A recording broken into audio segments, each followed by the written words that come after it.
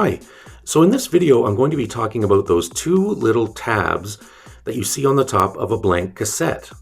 Now, if you've been using tapes for recording for decades like me, you already know very well what those two tabs do on the top of the blank cassette. But if you're new to the world of cassettes, you may be wondering exactly what those two tabs do. Basically, the tabs are there to prevent accidental recording.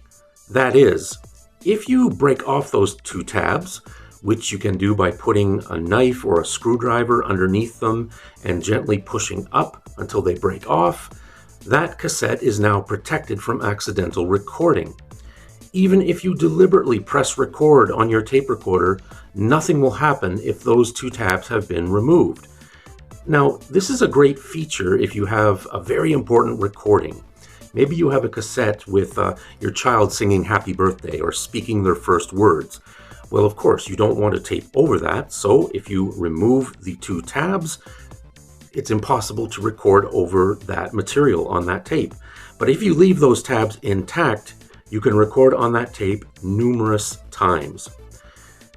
Now, let's say you record something and you decide later on you want to record over it. Now, as I mentioned, you can, as long as the tabs are left intact. Now, what if the tabs have been removed, but you decide later on that you do want to record again on that tape? Maybe you change your mind.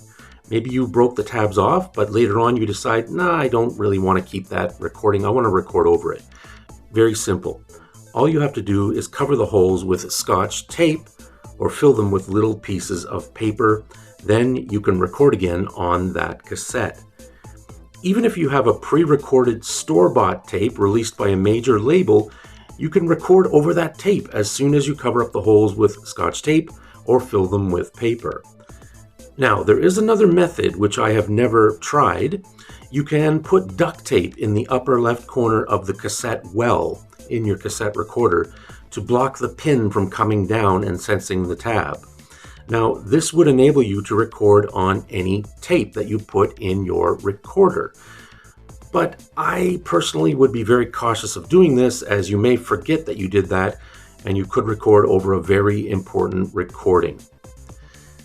Now, I've heard people refer to these cassettes with the two tabs broken off as a tabs out cassette.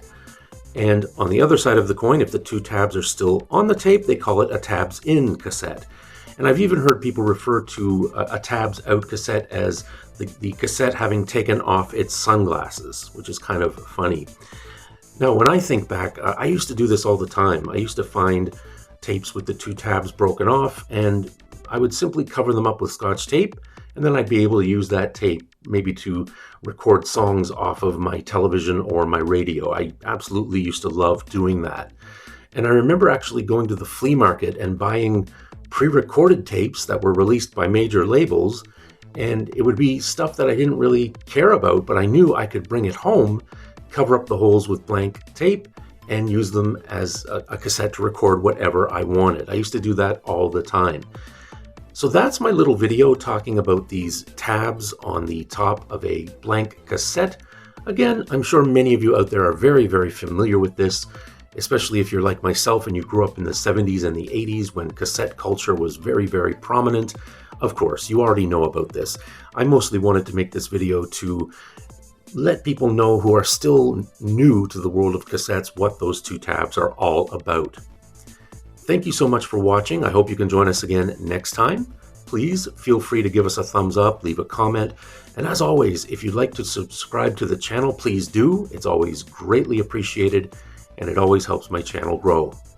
Thank you so much. We'll see you again next time. Take care. Bye-bye.